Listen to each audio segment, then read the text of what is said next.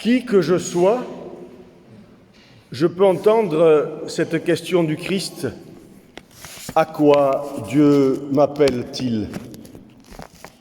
J'aime bien dire que dans l'Église, il y a les chrétiens Astérix et les chrétiens Obélix.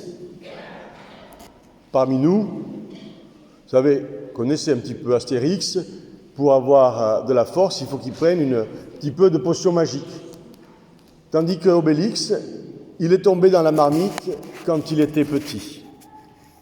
Mais parmi nous, il y en a sûrement beaucoup qui sont tombés dans la marmite étant chrétiens depuis leur naissance, ou même peut-être 9 mois avant leur naissance. Déjà leur maman allait à l'église. Oui, nombre d'entre nous. Et ceux-là, et nous en sommes, parfois on ne peut plus les étonner. Ils sont un peu blasés, sceptiques sur les propositions qui sortent des sentiers battus. L'autre jour, vous étiez nombreux pour la fête de la création, mais entre être ce jour-là à la messe avec l'évêque et puis après vivre ce qu'il nous a proposé, c'est pas toujours évident. Et on n'a pas trop envie d'être bousculé. Et je pense justement à ce que nous disait le pape François samedi dernier sur l'accueil des migrants qui sont nos frères. J'aime beaucoup d'ailleurs une phrase, moi, je suis de spiritualité foucaudienne, de la fondatrice des Petites Sœurs de Jésus qui dit « Il n'y a pas d'étrangers, il n'y a que des frères que je ne connais pas encore. » Mais ce n'est pas évident que nous prenions ceux qui sont différents comme des frères. Souvent, nous nous arrêtons à leurs différences. Nous-mêmes, nous sommes un peu parfois ce fils qui dit « je vais aller à la vigne », puis nous trouvons des raisons pour ne pas y aller. La vigne, nous la connaissons le travail sur la chaleur, le peu de résultats. Et d'autres, au contraire, sont prêts à faire du neuf. Ce ne sont pas des Obélix, ce sont des Astérix. Ils sont prêts à se faire aider, prêts à se lancer dans de nouvelles aventures. Et c'est un peu ton cas, Céline, toi, la maman de Raphaël, puisque tu as été baptisée par frère François, qui hier, était créé cardinal. Tu fais partie plutôt des Astérix. Et même Jésus, je pense, Jésus qui s'est mis en route, qui est allé à la vigne au soir du jeudi saint, Jésus a dit sa peur, « Père, s'il est possible, que cette coupe s'éloigne de moi. » Et puis le lendemain, il ira à la vigne. Et non seulement il ira à la vigne, mais je dirais Jésus, il sera cette vigne vendangée, donnant ce vin, donnant sa vie sur la croix, ce vin que tout à l'heure, qui sera consacré. Oui, frères et sœurs, nous sommes invités à aller travailler à la vigne. Et en fils de viticulteur, je sais ce que c'est que le travail. C'est le travail de toute une année, au long cours, pour qu'arrive enfin le temps de la récolte et que commence alors le travail en cave. Oui, nous sommes invités à la mission en cette nouvelle année pastorale. Puis en plus, aujourd'hui, c'est la fête de Sainte Thérèse de Lisieux, qui est la patronne des missions, ce 1er octobre. Quel est le but de cette nouvelle année, sinon de goûter le vin de la noce?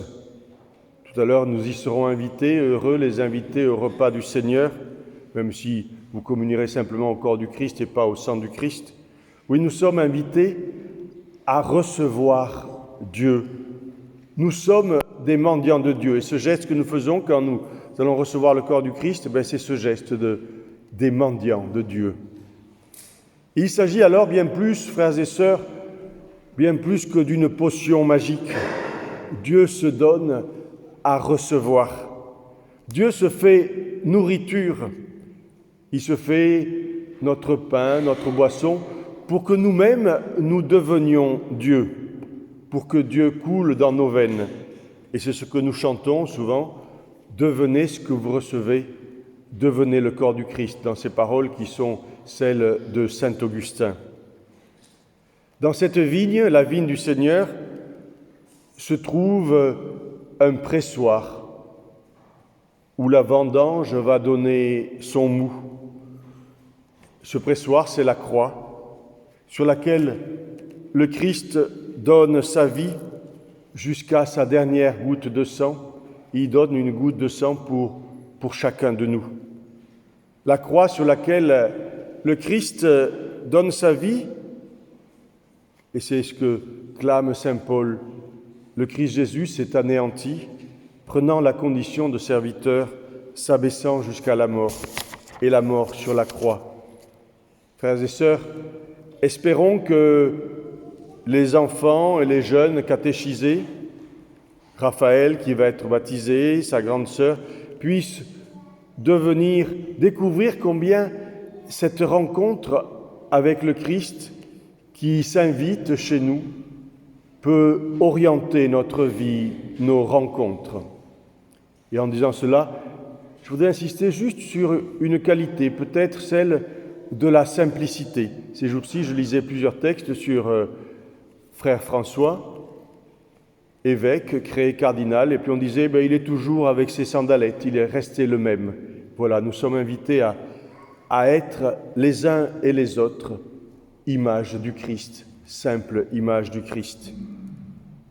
Ce dimanche, ou ces dimanches-ci, dans les paroisses, les enfants seront invités à venir avec leur cartable afin que soit bénie cette nouvelle année scolaire, soient bénis leurs enseignants et eux-mêmes.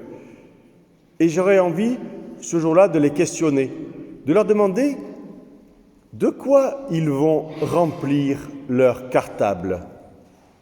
De leur certitude, disant oui, je vais faire tout ce qu'il faut, et puis ensuite l'en faire pas bien lourd, un peu comme le premier fils de la parabole, ou au contraire, est-ce que leur cartable sera plein de leur attente, de leur quête, de leur recherche, de leur ouverture, attentifs à ce qui se passe de nouveau autour d'eux, se laissant étonner, parce que le chrétien, c'est vraiment quelqu'un qui se laisse étonner depuis que Dieu s'est fait petit enfant. Et nous aussi, adultes, en allant à la vigne, allons-nous remplir notre sac de nos désillusions, un peu comme on le chante dans le psaume, « Ils s'en vont en pleurant ». Ou alors, allons-nous être pleins d'espérance, sûrs qu'un jour nous chanterons « Ils s'en viennent » en chantant. Nous aussi, frères et sœurs, restons jeunes. Soyons prêts à accueillir du neuf, prêts à chaque aventure, un peu comme Astérix. Que les jeunes puissent nous étonner, nous les adultes, alors que nous sommes invités à aller à la vigne. Le pape François nous exhorte: ne nous laissons pas voler la joie de l'espérance. Oui, frères et sœurs, mettons-nous en route pour vivre de nouvelles aventures des Astérix chrétiens en terre d'Aude, que ce soit à Narbonne, à Lézignan ou ailleurs. Jésus nous invite à sa vigne. Il veut faire du neuf. Alors allons à la vigne sans trop nous poser toutes les questions des risques du gel, de la grêle, de la sécheresse, de la mévente, tout ce qui nous paralyse et nous mure chez nous. Frères et sœurs, sortons, allons à la vigne. Cette année, nous dit Jésus, la récolte sera bonne, le vin nouveau sera bientôt tiré. Un jour viendra le banquet de la noce. Amen.